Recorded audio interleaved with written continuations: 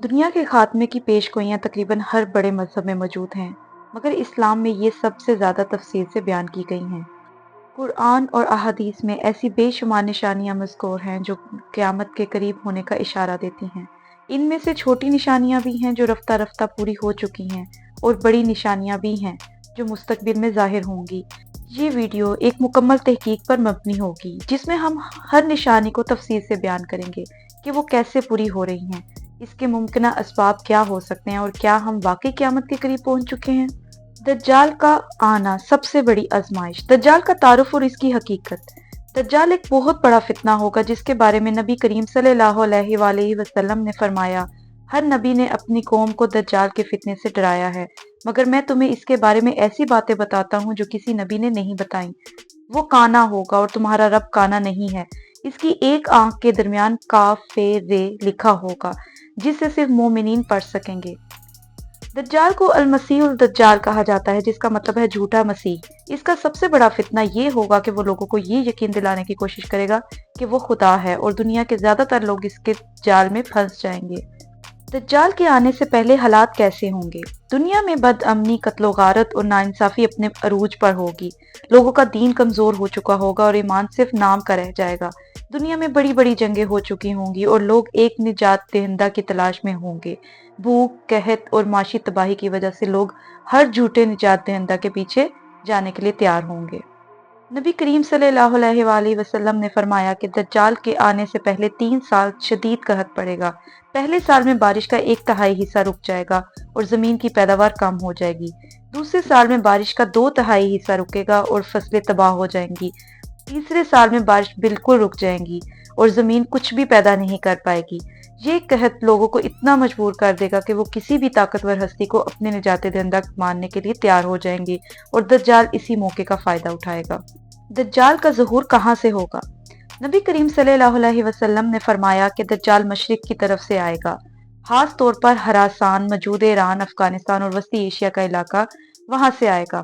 اس کے پیروکاروں میں زیادہ تر یہودی عورتیں اور وہ لوگ شامل ہوں گے جو دنیا پرستی میں مبتلا ہوں گے۔ دجال کی جسمانی اوصاف۔ دجال کانا ہوگا، اس کی دائیں آنکھ پھولی ہوئی ہوگی جیسے کہ انگور ہو، اور اس کی بائیں آنکھ میں ایک عجیب سی چمک ہوگی۔ اس کا قد بہت بڑا ہوگا اور وہ ایک طاقتور جسم کا حامل ہوگا۔ اس کی پیشانی پر کافر لکھا ہوگا جسے صرف سچے مومنین پڑھ سکیں گے۔ دجال کے حیران کن جادوئی کارنامے۔ دجال کے پاس غیر معمولی طاقتیں ہوں گی جن کی وجہ سے وہ لوگوں کو دھوکہ دے گا۔ وہ بارش برسا سکے گا اور قحط زدہ زمین کو سرسبز کر سکے گا۔ وہ مردوں کو زندہ کرے گا۔ یہ صرف دھوکہ ہوگا، حقیقت میں وہ شیطان کے ذریعے ایسا کرے گا۔ اس کے پاس جنت اور دوزخ جیسی چیزیں ہوں گی جو حقیقت میں جادو کا کھیل ہوگا۔ وہ ایک مقام سے دوسرے مقام تک انتہائی تیزی سے سفر کرے گا، جیسے بادل تیز ہواؤں کے ساتھ سفر کرتے ہیں۔ لوگ اس سے محبت کرنے لگیں گے کیونکہ وہ انہیں خوشحالی دے گا، لیکن یہ سب دھوکہ ہوگا۔ اب سوال یہ پیدا ہوتا ہے کہ دجال کے فتنوں کا شکار کون ہوگا؟ وہ لوگ جو دنیاوی لالچ میں مبتلا ہوں گے دجال کو خدا مان لیں گے۔ جو لوگ دین سے دور ہوں گے وہ اس کے جادو اور چالاکیوں کا شکار ہو جائیں گے۔ حدیث کے مطابق عورتیں اس کے فتنے میں سب سے زیادہ مبتلا ہوں گی، اس لیے مسلمانوں کو حکم دیا گیا کہ وہ اپنے گھروں میں عورتوں کو محفوظ رکھیں۔ دجال کی حکومت کے قیام کے مراحل۔ دجال کا ظہور ایک تباہ حال دنیا میں ہوگا جہاں لوگ قحط، جنگوں اور بد امنی سے تنگ آ چکے ہوں گے۔ وہ اپنی جھوٹی خدائی کا دعویٰ کرے گا اور اپنی طاقتوں کے ذریعے دنیا پر قبضہ جمانے کی کوشش کرے گا۔ پہلا مرحلہ، اپنے پیروکار بنانا۔ دجال پہلے ان لوگوں کے پاس جائے گا جو قحط اور غربت کا شکار ہوں گے اور انہیں کھانے پینے کی چیزیں دے گا۔ جو اس پر ایمان لائے گا اس کے علاقے میں بارش ہوگی اور زمین سرسبز ہو جائے گی۔ جو اس کا انکار کرے گا اس کے علاقے میں مزید قحط اور مشکلات آئیں گی۔ دوسرا مرحلہ، بڑی طاقتوں کو اپنے ساتھ ملانا۔ دجال کے پاس بے شمار وسائل اور ٹیکنالوجی ہوگی۔ وہ بڑی بڑی حکومتوں کو پیش کرے گا۔ بہت سے حکمران اس کی طاقتوں سے متاثر ہو کر اس کے اتحادی بن جائیں گے۔ حدیث کے مطابق یہودی قوم دجال کی سب سے بڑی پیروکار ہوگی اور 70,000 یہودی جنگجو اس کے ساتھ ہوں گے۔ تیسرا مرحلہ، مسلمانوں کے علاقوں پر حملہ کرنا۔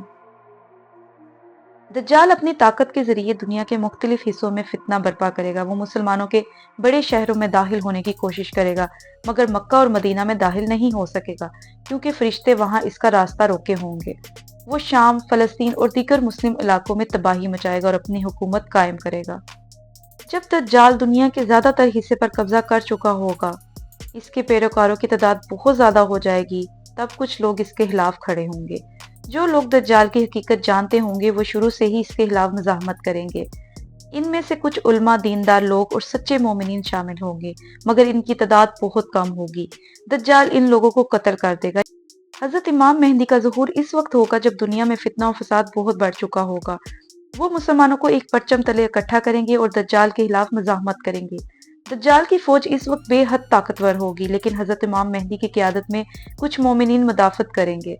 حدیث کے مطابق دجال کی فوج کے خلاف شام اور فلسطین میں ایک بہت بڑی جنگ ہوگی۔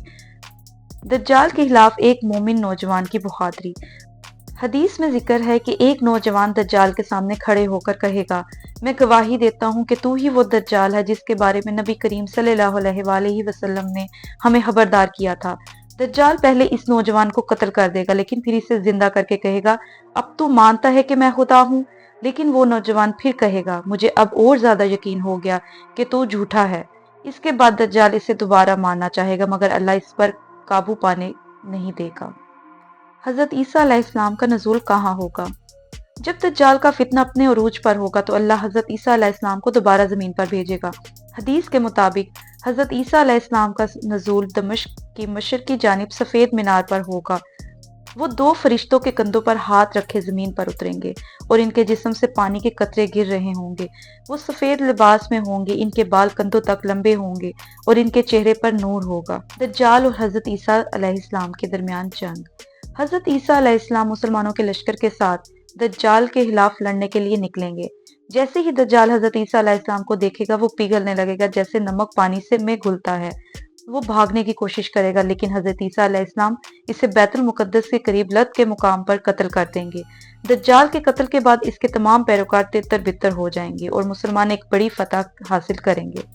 جب حضرت عیسیٰ علیہ السلام دجال کو قتل کر دیں گے تو دنیا میں کچھ وقت کے لیے امن اور سکون ہو جائے گا۔ مسلمان فتح کا جشن منائیں گے اور دجال کے پیروکار بھاگ جائیں گے یا مارے جائیں گے۔ دنیا میں ایک نئی روحانی بیداری آئے گی اور لوگوں کا ایمان مضبوط ہو جائے گا۔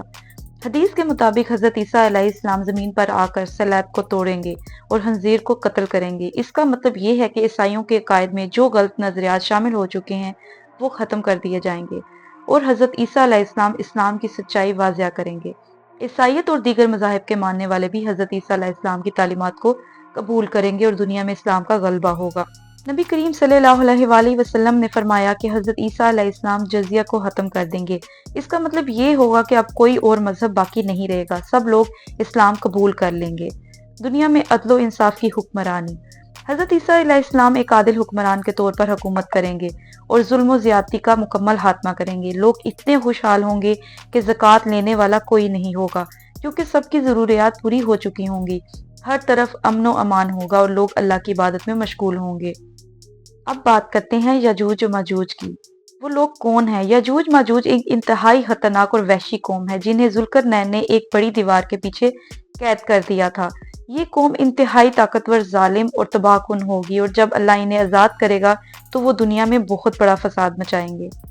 حدیث میں ذکر ہے کہ یاجوج ماجوج ہر روز اپنی دیوار کھودنے کی کوشش کرتے ہیں، مگر ہر رات دیوار واپس اپنی جگہ آ جاتی ہے۔